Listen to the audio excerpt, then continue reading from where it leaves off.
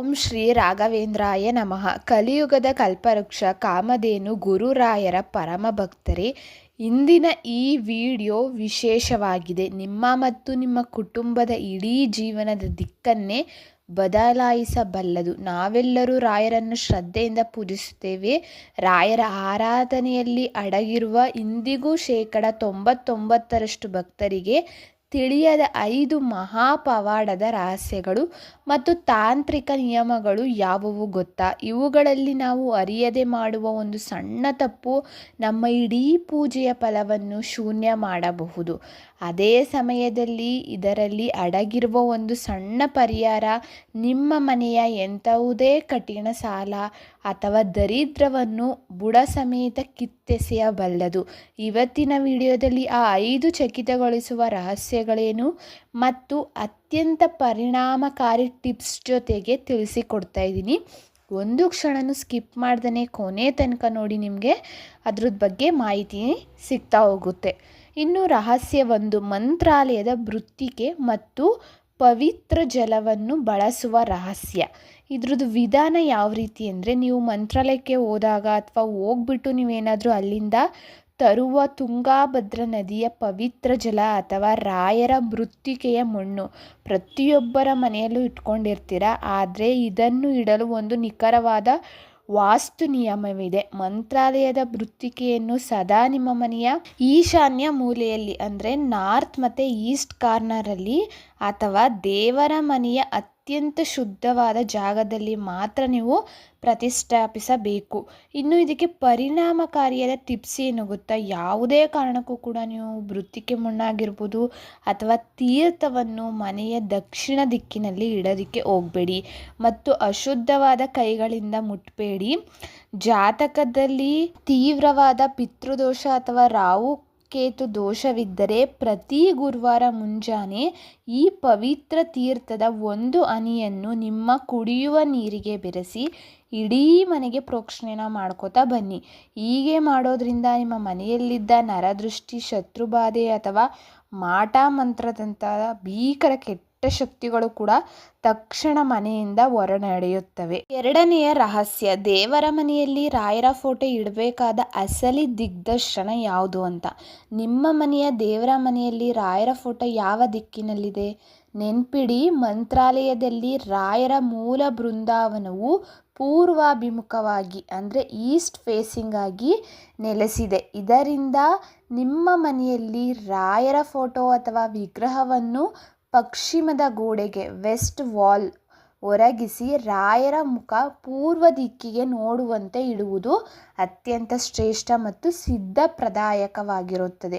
ಇದಕ್ಕೆ ಪರಿಣಾಮಕಾರಿಯಾದ ಟಿಪ್ಸ್ ಏನು ಅಂದರೆ, ಒಂದು ವೇಳೆ ನಿಮ್ಮ ಮನೆಯಲ್ಲಿ ಜಾಗದ ಕೊರತೆಯಿಂದ ರಾಯರ ಫೋಟೋನೇನಾದರೂ ನೀವು ದಕ್ಷಿಣ ದಿಕ್ಕಿಗೆ ಮುಖ ಮಾಡಿದರೆ ಹಿಂದೆ ಅದನ್ನು ಬದಲಾಯಿಸಿ ದಕ್ಷಿಣ ಮುಖವಾಗಿ ರಾಯರನ್ನು ಇಟ್ಟರೆ ಮನೆಯಲ್ಲಿ ಅನಗತ್ಯ ಕೋರ್ಟ್ ಕಚೇರಿಗಳ ಗೊಂದಲಗಳು, ಅನಾರೋಗ್ಯ, ಅಷ್ಟೇ ಅಲ್ಲದೆ ಅನಿರೀಕ್ಷಿತ ಧನಹಾನಿ ಎದುರಾಗುತ್ತದೆ.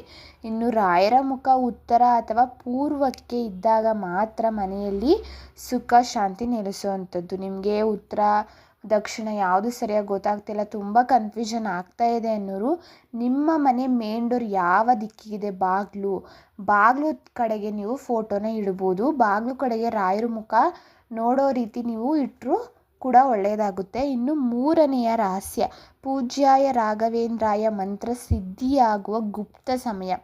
ಪೂಜ್ಯಾಯ ರಾಘವೇಂದ್ರಾಯ ಸತ್ಯ ಧರ್ಮ ರಥಾಯ ಚ ಎಂಬ ಮಂತ್ರಕ್ಕೆ ಇಡೀ ಬ್ರಹ್ಮಾಂಡದ ಶಕ್ತಿಯನ್ನು ಆಕರ್ಷಿಸುವ ತಾಕತ್ತಿದೆ.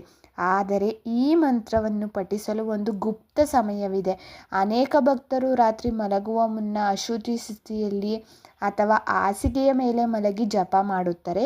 ಇದು ತಪ್ಪು. ಇದಕ್ಕೆ ಪರಿಣಾಮಕಾರಿಯಾದ ಟಿಪ್ಸ್ ಯಾವುದು ಗೊತ್ತಾ? ಈ ಮಂತ್ರದ ಪೂರ್ಣ ಫಲ ನಿಮಗೇನಾದ್ರು ಸಿಗಬೇಕಾಗಿದ್ರೆ ಇದನ್ನು ಬ್ರಾಹ್ಮಿ ಮುಹೂರ್ತದಲ್ಲಿ 4:30ರಿಂದ 6 ಗಂಟೆ ಮತ್ತು ಸಂಧ್ಯಾಕಾಲದಲ್ಲಿ 6ರಿಂದ 7 ಗಂಟೆ ಮಾತ್ರ ನೀವು ಪಠಿಸಬೇಕು.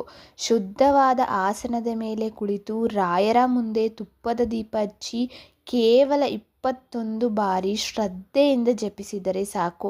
ನಿಮ್ಮ ಮನಸ್ಸಿನ ಕಲ್ಪನೆಗೂ ನಿಲುಕದ ಅದ್ಭುತ ಪವಾಡಗಳು ಕೇವಲ 11 ದಿನಗಳಲ್ಲಿ ನಿಮ್ಮ ಕಣ್ಮುಂದೆ ಕಾಣಿಸುತ್ತವೆ.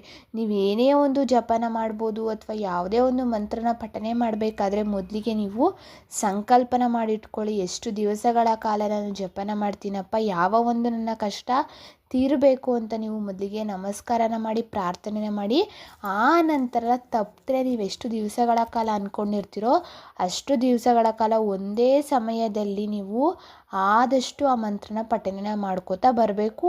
ಅಷ್ಟು ದಿವಸ ಮುಗಿಯೋವರೆಗೂ ಒಂದೇ ಸಮಯ ಮೇಂಟೈನ್ ಮಾಡಿಲ್ಲ ಅನ್ನೋದು, ಒಂದು ದಿವಸ ಬೆಳಗ್ಗೆ ಮಾಡೋದು, ಒಂದು ದಿವಸ ಸಂಜೆ ಮಾಡೋದು, ಆ ಥರ ಮಾಡೋದಕ್ಕೆ ಹೋಗಬೇಡಿ. ಇನ್ನು 4ನೆಯ ರಹಸ್ಯ, ಅಕ್ಷತೆಗೆ ಬೆರೆಸಬೇಕಾದ ಆ ಒಂದು ಪರಮ ರಹಸ್ಯ ವಸ್ತು. ಇದು ನಿಮ್ಮ ಆರ್ಥಿಕ ಸ್ಥಿತಿಯನ್ನೇ ಬದಲಾಯಿಸಬಲ್ಲ ಅತ್ಯಂತ ಶಕ್ತಿಶಾಲಿ ತಾಂತ್ರಿಕ ಟ್ವಿಸ್ಟ್ ಅಂತಲೇ ಹೇಳ್ಬೋದು. ಸಾಮಾನ್ಯವಾಗಿ ನಾವು ರಾಯರ ಪೂಜೆಗೆ ಅರಿಶಿಣದ ಅಕ್ಕಿಯನ್ನು ಬಳಸುತ್ತೇವೆ. ಆದರೆ ಇಂದಿನಿಂದಲೇ ಆ ಅಕ್ಷತೆಯ ಡಬ್ಬಿಯೊಳಗೆ ಒಂದು ಸಣ್ಣ ತುಂಡು ಪಚ್ಚಕರ್ಪೂರ ಮತ್ತು 2 ಹಸಿರು ಏಲಕ್ಕಿಗಳನ್ನ ನೀವು ಹಾಕಿ ಇಟ್ಕೊಳ್ಳಿ. ಇನ್ನು ರಾಯರಿಗೆ ದೈವಿಕ ಸುಗಂಧ ಅಂದರೆ ತುಂಬ ತೀರ ಪ್ರೀತಿ ಅಂತಲೇ ಹೇಳ್ಬೋದು. ಇದಕ್ಕೆ ನಿಮಗೆ ಪರಿಣಾಮಕಾರಿ ಟಿಪ್ಸ್ ಏನು ಅಂದರೆ, ಪ್ರತಿ ಗುರುವಾರ ಅಥವಾ ಶನಿವಾರ ಈ ಸುಗಂಧಭರಿತ ಅಕ್ಷತೆಯಿಂದ ರಾಯರ ಫೋಟೋಗೆ ಅರ್ಚನೆ ಮಾಡಿ, ಪೂಜೆ ಮುಗಿದ ನಂತರ ಆ ಅಕ್ಕಿಯಿಂದ 5 ಕಾಳುಗಳನ್ನ ಮಾತ್ರ ನೀವು ತೆಗೆದುಕೊಳ್ಬೇಕು. ಒಂದು ಸಣ್ಣ ಹಳದಿ ಬಟ್ಟೆಯಲ್ಲಿ ಕಟ್ಟಿ ನಿಮ್ಮ ಬೀರುವಿಗೆ ಅಥವಾ ನೀವು ಎಲ್ಲಿ ಹಣನ ಇಟ್ಕೋತಿರೋ ನಿಮ್ಮ ಪರ್ಸ್ಗೆ, ಪಾಕೆಟ್ಗೆ ಇಟ್ಕೊಳ್ಳಿ. ಈ ರಹಸ್ಯ ವಿಧಾನದಿಂದ ನಿಮ್ಮ ಮನೆಯಲ್ಲಿ ಹಣದ ಅರಿವು ತೀವ್ರಗೊಂಡು ಎಂಥವುದೇ ಕಠಿಣ ಸಾಲದ ಬಾಧೆಯು ಸಹ ಕೇವಲ 9 ವಾರಗಳಲ್ಲಿ ತೀರಲು ಹೊಸ ಮಾರ್ಗಗಳು ಸಿಗ್ತಾ ಹೋಗುವಂಥದ್ದು. ಇನ್ನು ಲಾಸ್ಟ್ ರಹಸ್ಯ 5, ಸದಾ ನಿಮ್ಮ ಜೊತೆ ಇರಬೇಕಾದ ರಾಯರ ರಕ್ಷಣಾ ಕವಚ ಯಾವುದು ಗೊತ್ತಾ? ರಾಯರ ಭಕ್ತರ ಬೆನ್ನ ಹಿಂದೆ ಸದಾ ರಾಯರ ಅಭಯಹಸ್ತ ಇದ್ದೇ ಇರುತ್ತದೆ ಅಲ್ವಾ. ನೀವು ಎಲ್ಲೇ ಹೊರಗಡೆ ಹೋದರೂ ನಿಮ್ಮ ಪರ್ಸ್, ಪಾಕೆಟ್ ಅಥವಾ ಬ್ಯಾಗ್ನಲ್ಲಿ ಮಂತ್ರಾಲಯದ ಮಂತ್ರಾಕ್ಷತೆ ಅಥವಾ ಒಂದು ಸಣ್ಣ ಒಣಗಿದ ತುಳಸಿ ಕಟ್ಟಿಗೆಯ ತುಂಡನ್ನು, ಅಂದರೆ ತುಳಸಿ ಕಾಷ್ಟ ಅಂತಾರಲ್ಲ, ಸದಾ ನಿಮ್ಮ ಜೊತೆಯಲ್ಲಿಟ್ಟುಕೊಳ್ಳಿ. ಇದಕ್ಕೆ ಪರಿಣಾಮಕಾರಿ ಟಿಪ್ಸ್ ಏನು ಗೊತ್ತಾ? ತುಳಸಿ ಮತ್ತು ಮಂತ್ರಾಕ್ಷತೆ ಇರುವ ಜಾಗದಲ್ಲಿ ಯಾವುದೇ ದುಷ್ಟಶಕ್ತಿಗಳಾಗಿರ್ಬೋದು, ನರದೃಷ್ಟಿಯಾಗಿರ್ಬೋದು ಮತ್ತು ನಕಾರಾತ್ಮಕ ತರಂಗಗಳಾಗಿರ್ಬೋದು ಸುಳಿಯಲು ಸಾಧ್ಯವೇ ಇಲ್ಲ ಅಂತ ಹೇಳ್ಬೋದು. ಇದನ್ನು ನೀವು ಸದಾ ಜೊತೆಯಲ್ಲಿಟ್ಟು ಕೊಳ್ಳುವುದರಿಂದ ಅಪಘಾತಗಳಿಂದ ರಕ್ಷಣೆ ಸಿಗುತ್ತದೆ ಮತ್ತು ನಿಮ್ಮ ಕೈಯೊಳಗೆ ಪ್ರತಿಯೊಂದು ವ್ಯಾಪಾರ, ಉದ್ಯೋಗ ಅಷ್ಟೇ ಅಲ್ಲದೆ ಒಳ್ಳೆಯ ಕೆಲಸದಲ್ಲೂ ಕೂಡ ನೀವು ಜಯನ ಸಾಧಿಸ್ಕೋತೀರಾ. ಇನ್ನು ಇಷ್ಟು 5 ರಹಸ್ಯ ವಿಧಾನಗಳನ್ನ ನೀವು ತಪ್ಪದಲೇ ಇವತ್ತಿನ ದಿವಸದಿಂದಲೇ ಸರಿಯಾಗಿ ಉಪಯೋಗಿಸ್ಕೊಳ್ಳಿ. ನಿಮ್ಮ ಜೀವನವನ್ನು ಬದಲಾಯಿಸ್ಕೊಳ್ಳಿ ಅಂತಲೇ ಹೇಳ್ಬೋದು. ನೋಡಿದ್ರಲ್ಲ, ರಾಯರ ಆರಾಧನೆಯ ಈ 5 ಮಹಾ ಪರಿಣಾಮಕಾರಿ ರಹಸ್ಯಗಳನ್ನು ಇಂದಿನಿಂದಲೇ ನೀವು ಮಾಡ್ತಾ ಹೋಗಿ ರಾಯರ ಪೂರ್ಣ ಅನುಗ್ರಹಕ್ಕೆ ಪಾತ್ರರಾಗಿ. ಈ 5 ರಹಸ್ಯಗಳಲ್ಲಿ ನಿಮಗೆ ಯಾವ ವಿಷಯ ಅತ್ಯಂತ ರೋಮಾಂಚಕ ಮತ್ತು ಹೊಸದು ಅನಿಸ್ತು ಎಂಬುದನ್ನು ಕಮೆಂಟ್ ಬಾಕ್ಸಲ್ಲಿ ತಪ್ಪದೇ ತಿಳಿಸಿ.